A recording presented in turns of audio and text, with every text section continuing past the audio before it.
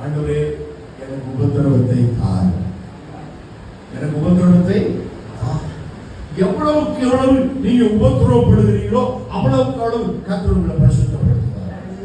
எவ்வளவுக்கு எவ்வளவு உபத்திரவப்படுறீங்களோ அவ்வளவுக்கு எவ்வளவு நீங்க கர்த்தரை நேசிப்பீங்க. எவ்வளவுக்கு எவ்வளவு உபத்திரவப்படுறீங்களோ அவ்வளவுக்கு நீங்களும் ஆண்டவரும் ஒன்றா இருப்பீங்க. கர்த்தருக்கு ஸ்தோத்திரம்.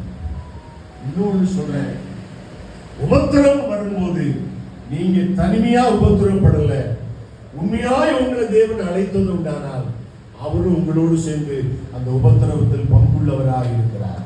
மறந்துவிடக்கூடாது. ஆண்டவருக்கு ஸ்தோத்திரம் உண்டாகும். அடுத்தபடியாக நம்முடைய சபை, ஆதி அப்போஸ்தலர் சபை சாட்சி உள்ள சபையாக இருக்கு.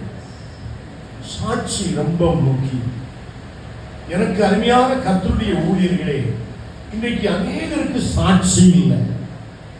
அநேக ஊழியர்களை பற்றி புறங்கூறி தெரிகிற அநேக ஊழியர்களும் இருக்கிறார்கள், விசுவாசிகளும் இருக்கிறார்கள். சபை விசுவாசி மத்தியில நீ ரொம்ப கவனமாக இருக்க வேண்டும். சபை விசுவாசிகள் உனக்கு சொந்தக்காரர்களாகவோ அல்லது உன் சகோதரர்களாகவோ சகோதரிகளாகவோ அல்லது உனக்கு ரொம்ப வேண்டியவர்களாகவோ இருக்கிறார்கள் என்று நீ நம்பி எதையும் அவர்களோடு பேசிவிடக் கூடாது. அவர்களுக்கும் உனக்கும் ஒரு டிஸ்டன்ஸை கீப் அப் பண்ணணும். அந்த டிஸ்டன்ஸை கீப் அப் பண்றது எப்படி இருக்கணும்னா, உங்க வாழ்க்கை தேவனுக்கு முன்பாக பரிசுத்தமா இருக்கு. நிறைய ஊழியர்கள் ஒரு வீட்டுக்கு போனா, சிஸ்டர் பிரதர் அந்த டிவி போடுங்க, நியூஸ் என்ன பார்க்கலாம், உடனே டிவி போட்டு நியூஸ் பார்க்கறதுல உட்காருவாங்க.